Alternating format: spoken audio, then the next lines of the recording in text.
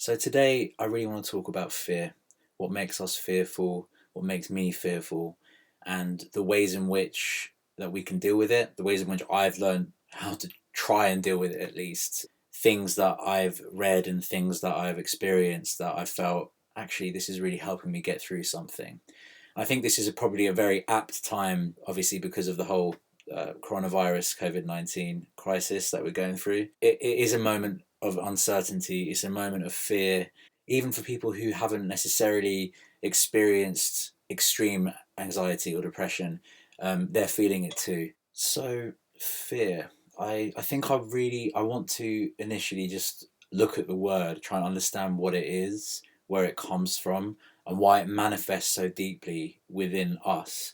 If you look at it from just historically an evolutionary perspective, obviously fear is something that produces a fight or flight response. So obviously a deer that sees a predator is going to want to run away. That is a very evolutionary use for fear. I mean, it's a survival thing. So on the other hand, human beings, I feel like, have a different relationship with fear. We have our basic survival needs met. If you ever heard of Maslow's hierarchy of needs, we've kind of got the first couple of rungs on that ladder met already. So really our fears have kind of manifested from more of a basic bodily function to a more psychological kind of function, where I believe that it's really become a way of us trying to hold on to our identities. We are fearful of losing the ways in which we've conditioned ourselves to be.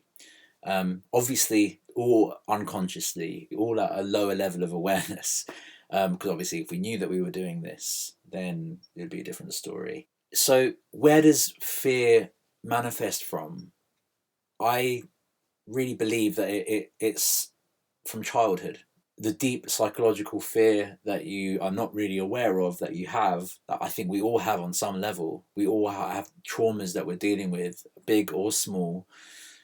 It comes from when we were developing as children. Now, one way of looking at this um, is to kind of understand that when you're a child and the way that you relate to your parents. Now, your parents are basically like your gods. They are the people that you look to and that you need love, nurture, and care from. Let's say one of your parents decides to scold you or decides that they don't like what you're doing. You know, you're doing something annoying, you're acting out.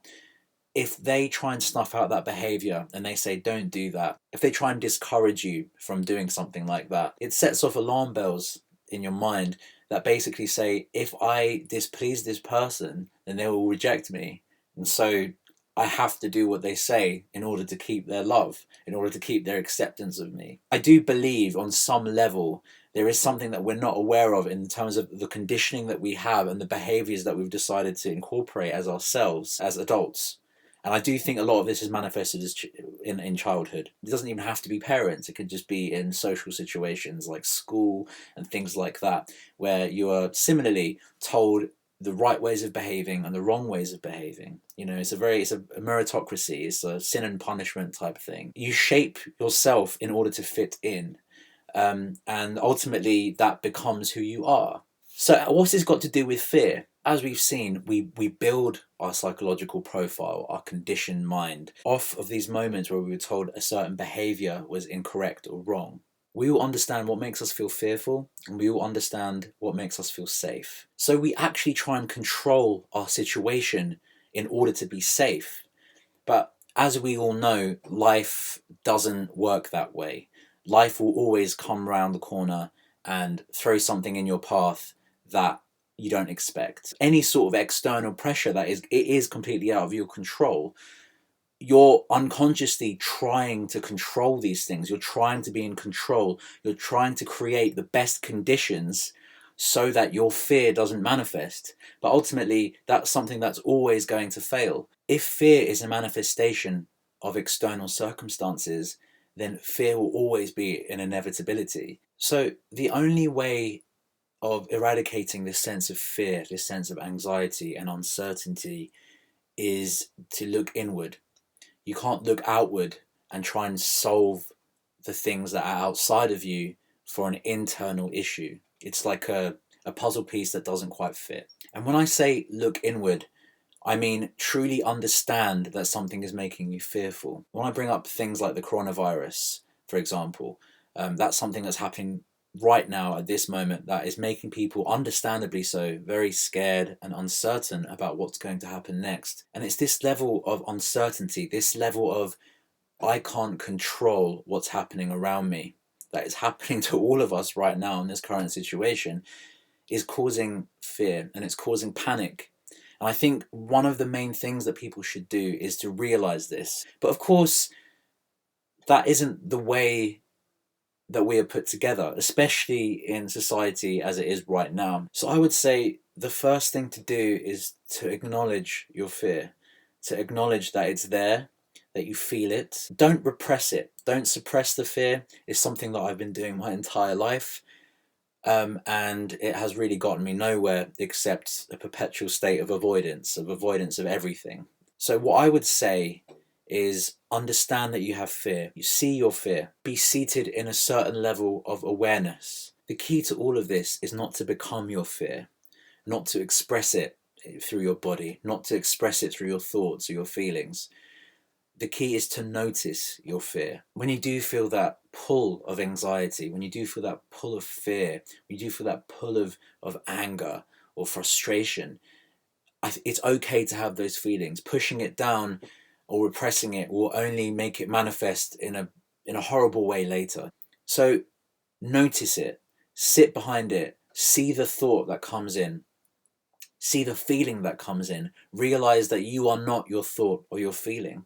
Before I recorded this, I felt a deep sadness again within me, a deep sense of anxiety, of grievance. And it's just a feeling. There was no particular thought. There was just an insecurity. Fear equates insecurity. A lot of insecurity is fear. If you can boil down any thought or feeling or emotion to two things, from what I've found, is that it can either be coming from a place of love or a place of fear. Suffering is judgment, expectation, non-acceptance, fear. Peace is non-expectation, acceptance, love. So when it comes to my particular own fears, as this is my own video diary and journal, I struggled with the fear that I wouldn't be able to live, that I wouldn't be able to go on, that I just couldn't cope. I didn't know where that came from. I just knew that it had to be sorted out. I later realized that it was because of my conditioning, it was because of my internal coding, that's how I became. I just believed that I could only go down one avenue of life and one path of life, and if that failed at any moment, or if it didn't meet a certain recipe or set of instructions, then life wasn't worth living anymore, or life I couldn't live anymore. Now, as kind of ridiculous as that sounds, is something that I truly believed and struggled with. And obviously, I'm not cured. It's something that I'll probably continue to struggle with my entire life.